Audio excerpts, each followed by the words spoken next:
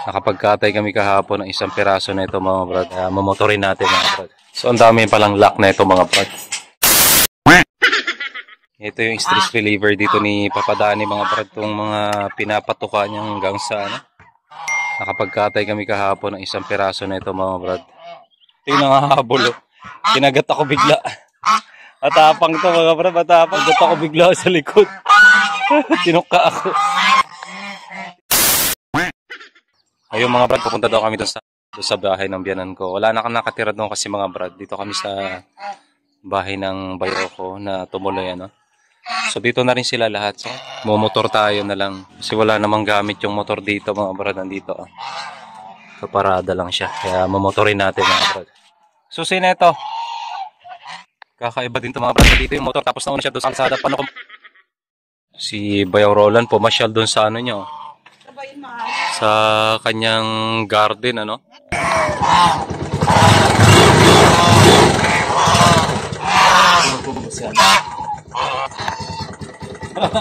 Yung mga brad, pupunta na kami doon sa bahay ano. Lamig.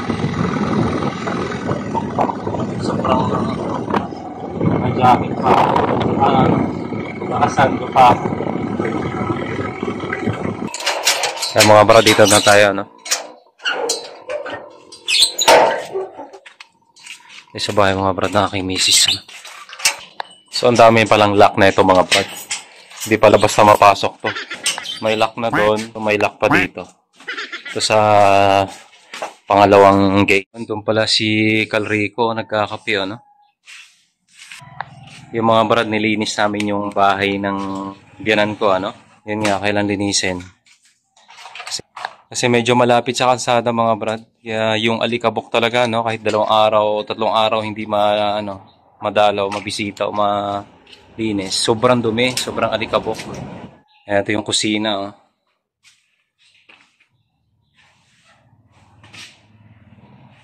Tapos mga brad, ito yung likod.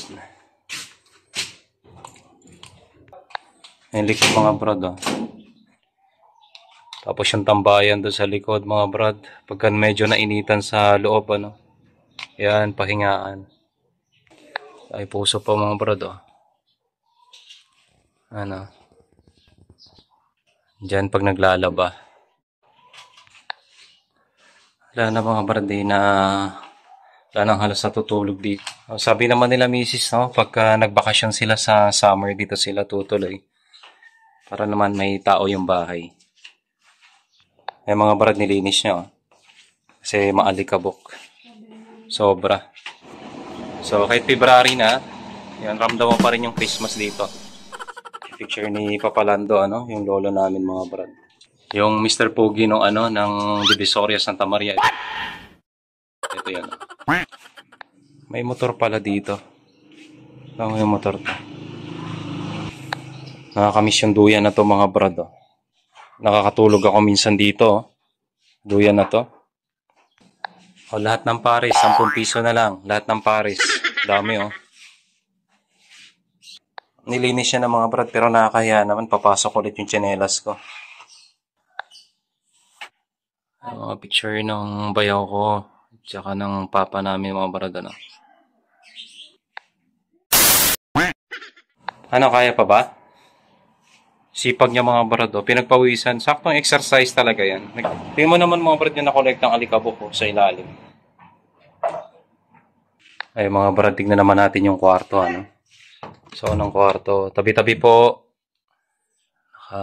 Tayo na yung kutsyon mga brad dito. Dito yung mga brad sa pangalawang kwarto ano. Ayan dito. Ay maalikabok din oh. Kailangan linisin. Linisin mo rin dito oh. Sa kwarto. Dito sa pangatlong kwarto. Ito si ano pa yan? Si Bina yata. Malinanap ko yung picture mo dito. Wala ka talagang picture na naligaw dito. Sobrang linis na. Kasi lumabas na yung pawis siya mga brad. Malinis na. Ito may asukal pa dito. So yun ako yung nagkakape. Namiss ko yung ano, yung kahoy na lamesa rito nung kumakain kami mga brad. May laman ba? Walang laman. Kuha kang red horse. Baka may lamang red horse dyan.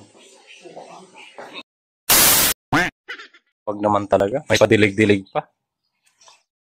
Diniligan yung mga brad, oh. Hanggang labas.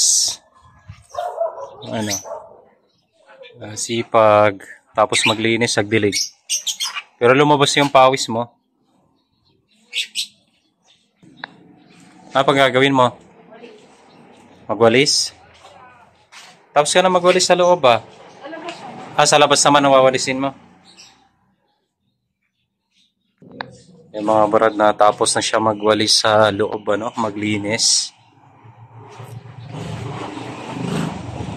Tapos na rin siya magdilig ng halaman. Then ang gagawin niya daw mga brad, magwawalis naman siya sa labas ng bahay. So sa kasamaang palad mga brad, walang walis, ano, walang walis tingting, kaya iniisip niya paano niya walisin yung labas. Ayun, may nakita na mga brad. Nakita yung walis tingting. Kapag walis na siya. Saan mo umpisahan? Diyan sa may harapan. Okay. Parang kulang yata yung bakasyon namin mga brad. Parang gustong magdagdag ng araw eh. Kasi lilinisin niya pa to. Ayan, natapos rin siya mga brad. Sasarado na namin. Ayan, nalinis. Hindi naman siya talagang linis na linis. Ano? At least 60% ba? 60. Huwag mo ko iwan ako. No. Iwan mo ako. Matay balahibo ko eh. Sarado na namin mga brad.